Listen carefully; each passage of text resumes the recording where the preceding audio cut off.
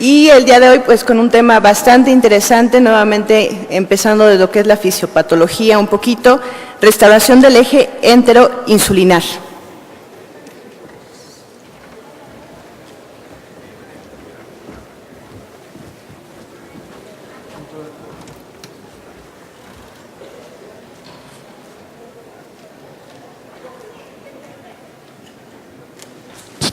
Listo. Bien, buenos días. Continuemos con esta otra parte muy interesante de lo que es la génesis, de cómo se genera la diabetes y cómo podemos nosotros incidir terapéuticamente en esto. Y agradezco nuevamente a los organizadores del evento por la invitación y quiero hacer un agradecimiento personal aquí, la presencia de mi amigo el doctor Mariano Beltrán, que nos acompaña hoy por aquí. Para ahí, les decía que permítanme agradecer a los organizadores por la invitación al evento y que quería también agradecer la presencia de mi amigo el doctor Mariano Beltrán aquí en la sala. Comencemos con lo siguiente.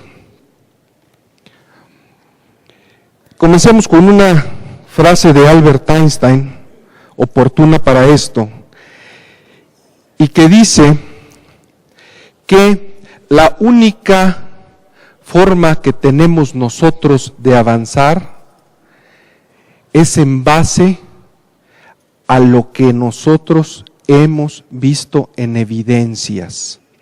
Y es la única manera sustentable, es la única forma firme de avanzar en función de la evidencia que tenemos y de la evidencia que se va generando día con día.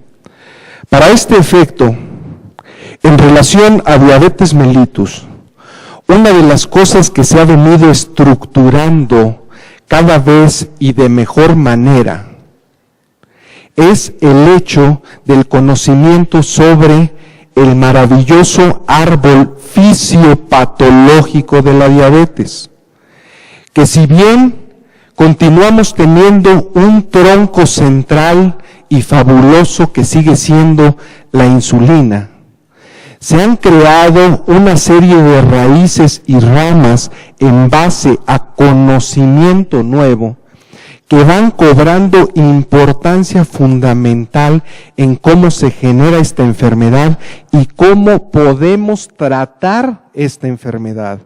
Así bien, el árbol fisiopatológico de la diabetes está presentando ramificaciones muy interesantes que todos debemos de conocer. ¿Cuáles ramificaciones importantes? Una de las que vamos a hablar en este momento y que nos tiene aquí reunidos es el hablar de el descenso, ¿sí?, del efecto incretina, que así como lo vimos el día de ayer, la resistencia a la insulina comienza hasta 10 y 15 años antes de que el paciente se declare diabético.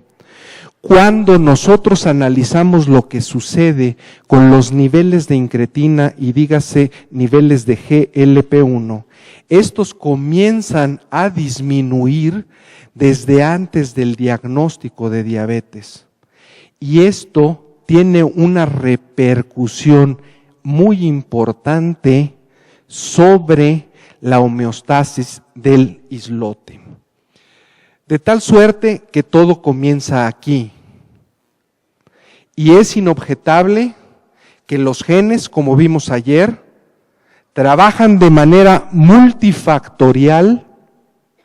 Algunos de ellos se expresan, algunos otros se encriptan, pero en el tiempo y de acuerdo con un reloj biológico y con la participación de fenómenos epigenéticos, estos elementos se van haciendo patentes en el organismo y en el metabolismo de cada paciente. Y no es nada más en el primer momento de la vida, No es en los primeros días donde empiezan a duplicarse rápidamente las células, sino también aquí. Esto nos lo platicaron en los libros de embriología y nos enseñaron esquemas muy bonitos pero dibujados de lo que es la capa trilaminar del embrión. Y ahora me da mucho gusto enseñarles esta fotografía y les pido su capacidad de asombro para esta. Esta fotografía les presenta un embrión seccionado en el que pueden apreciar ustedes con toda claridad lo que corresponde al ectodermo, lo que corresponde al mesodermo y lo que corresponde al endodermo. Oye, ¿qué de importancia tiene esto? ¿Por qué tenemos que hablar de esto? Porque aquí está una de las principales encrucijadas en diabetes. Si nosotros seguimos el crecimiento de este embrión y vamos unos días después y entonces el embrión se pliega y empieza a formar ya y a distinguirse la notocorda, se mantiene el mesodermo y avanza el endodermo. El endodermo da origen al tubo digestivo y a sus glándulas accesorias.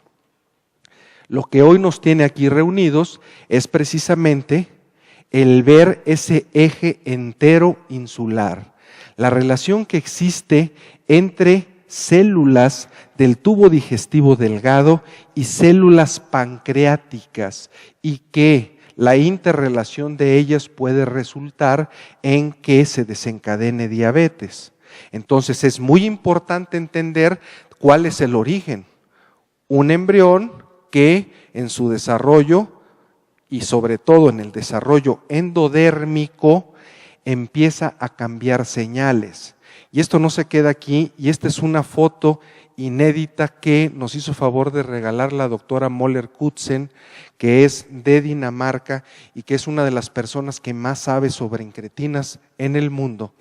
Y les presento lo que es una proyección del endodermo y donde está gemando el páncreas.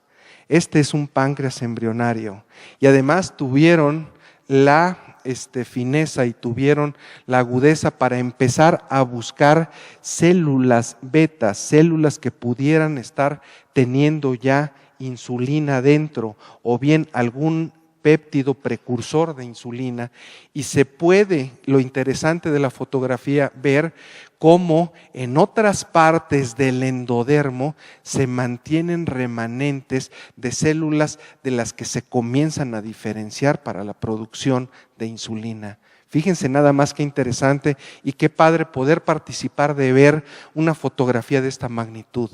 Pero esto sigue más adelante.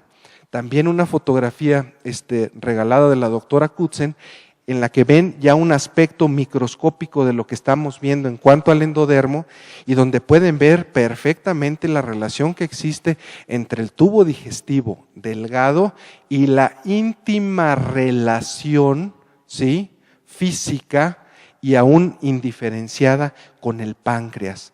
Entonces, el origen embriológico y las células primitivas del tubo digestivo delgado y las del páncreas son las mismas. Luego entonces, muchas de las señales que se generan en el futuro tienen, ¿sí?, señales primitivas intercelulares. Luego entonces, no es una novedad que hormonas del tubo digestivo tengan efecto sobre las glándulas accesorias y en este caso el páncreas. Sin duda, tenemos que dar crédito a quienes empezaron a trabajar con esto. Me acabo de encontrar un dato muy curioso en el cual se sospechaba de la presencia de algunas hormonas o péptidos intestinales que tenían efecto directo sobre el páncreas y que tenían repercusión sobre la glucosa, en un dato que está fechado de 1939, pero no lo traigo porque no pude obtener la evidencia física de este. Sin embargo, los primeros datos muy interesantes y muy formales son los dados por el doctor, ¿sí?, Daniel Drucker. Él es doctor, pero no es doctor en medicina, ¿sí? Él es un biólogo muy avanzado, ¿sí? Que empezó a trabajar con ratones y empezó a establecer la relación entre células intestinales y su efecto sobre el páncreas. Y esta es otra fotografía preciosa en la que pueden ustedes apreciar por medio de inmunohistoquímica en una biopsia de íleon terminal la presencia por inmunofluorescencia de GLP-1 en un paciente ya con diagnóstico de diabetes, pero a un séptimo u octavo año después del diagnóstico. ¿Qué trascendencia tiene esto? Bueno, esto les permite hacer la imagen mental de cómo estos pequeños péptidos se producen, ¿sí?, en las vellosidades intestinales, pero en este caso, esta cantidad de GLP-1 ya está muy disminuida. Luego entonces, el efecto que tiene el GLP-1 sobre el páncreas en el paciente con diabetes, podemos intuir que ya es mucho menor. Todo esto, ¿sí?, tiene bases muy sustentables para poder estimar que los péptidos intestinales tienen efecto directo sobre la masa insular y no solo sobre las células beta, sino también un efecto benéfico y modulador sobre las células alfa. Y en el caso de el desarrollo y la diferenciación celular fetal del paciente en cuanto a su islote pancreático, estas hormonas juegan un papel importante y permiten hacer la diferenciación entre las células que producen insulina y las células alfa que producen glucagón. Entonces, esto no comienza en la edad adulta, esto comienza desde acá. Comienza desde el embrión, comienza desde el desarrollo fetal del paciente que termina por darnos una célula beta madura, que son células de citoplasmas grandes, ¿sí?, en los cuales tiene adentro los receptores intranucleares que platicamos ayer, pero son células de citoplasma limpio en la cual se encuentran los gránulos de insulina. Vean qué bellísima fotografía. Entonces, es un proceso desde los primeros momentos de vida, pasando por el endodermo, por la formación pancreática, por la formación embrionaria del páncreas, después la diferenciación definitiva en el páncreas fetal, para terminar en una célula beta madura, productora de insulina, y en una célula alfa, productora de glucagón. Oigan, pero ¿cómo funciona? ¿Cómo funcionan estas hormonas? ¿Cómo funciona el GLP-1, las incretinas? ¿Sobre qué? Sobre la célula beta pancreática. Bueno, pues el GLP-1 son pequeños péptidos. Son péptidos que tienen un receptor sobre la membrana de la célula beta. Y llega el GLP-1, ¿sí?, y se pega a este receptor. Una vez que se pega el GLP-1 al receptor, voy a regresarla un poquito. Una vez que llega el GLP-1 y se pega al receptor, desencadena una serie de fenómenos citoplásmicos que involucran la utilización de energía y el aumento de calcio intracitosólico. Pero una cosa muy importante de estas hormonas del GLP-1 es que son glucodependientes. Luego entonces, este GLP-1, incretina, en presencia de glucosa, hace que se modifiquen canales de la membrana celular. Por un lado se cierran los canales de sodio los canales de potasio dependientes de energía, se abren canales de calcio y entonces aumenta de forma definitiva la cantidad de calcio y por una contracción del citoesqueleto se permite la liberación de insulina. ¿De qué sirve el GLP-1 en la homeostasis insular?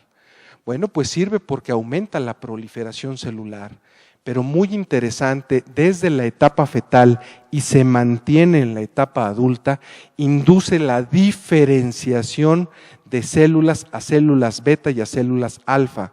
Pero una cosa muy importante, inhibe ese fenómeno del que hablábamos ayer, que es la apoptosis acelerada.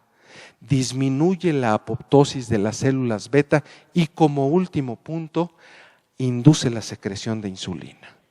Luego entonces, esta maravilla que nos ha vendido la industria farmacéutica para mejorar la secreción de insulina, no nada más es eso. No, de ninguna manera. Son hormonas maravillosas que ayudan a la homeostasis del islote y que pueden ayudar a detener el deterioro progresivo del islote. Estamos hablando de las nuevas modalidades, ¿sí?, que se llaman preservación insular. La combinación de una adecuada sensibilización integral de insulina y el manejo de hormonas a este nivel hacen que se mantenga durante más tiempo y en algunos casos se detenga el deterioro del islote pancreático y por lo tanto mejora el estado general del paciente con diabetes. ¿Por qué es importante esto? ¿Por qué nos echas tanto rollo? ¿Qué trascendencia tiene en mi práctica clínica? Muchísima. Un estudio muy importante como fue el LUCA-PDS, durante mucho tiempo nos dijeron, ¿sabes qué? Cuando un paciente se convierte en diabetes es porque ya tiene una pérdida del 50% de su masa insular. ¿Saben qué? El que tengamos gran cantidad de pacientes con este problema nos ha permitido decir cosas diferentes. Y uno de los grupos más importantes en diabetes y que está ubicado en San Antonio, ¿sí?, en un estudio que ellos hicieron y publicaron no hace mucho tiempo, ellos ya intuían que el problema, tanto en la frontera México-americana como en Estados Unidos, como en México, estábamos nosotros identificando a nuestros pacientes con un déficit casi del 80 al 85% de la masa insular. ¿Qué diablos le puedes hacer a un paciente que ya se llevó toda la masa de células beta? Es por eso que cobra mucha importancia el poder empezar a tratar al paciente desde antes de que esto suceda. Es por eso que restablecer el eje enteroinsular y sensibilizar adecuadamente al paciente hace que se preserve la cantidad de células beta para que no tengamos este escenario. Si se acuerdan ustedes, les enseñé una célula beta bellísima, efectivamente, con una tinción diferente, pero en las cuales se pueden ver núcleos muy grandes y el citoplasma limpio, pero chequen cómo ya estas células inclusive tienen ciertas atipias. Pues es un islote que ya se acabó. Este es un islote en los cuales ya no podemos tener efecto. Necesitamos islotes todavía sanos. ¿Para qué?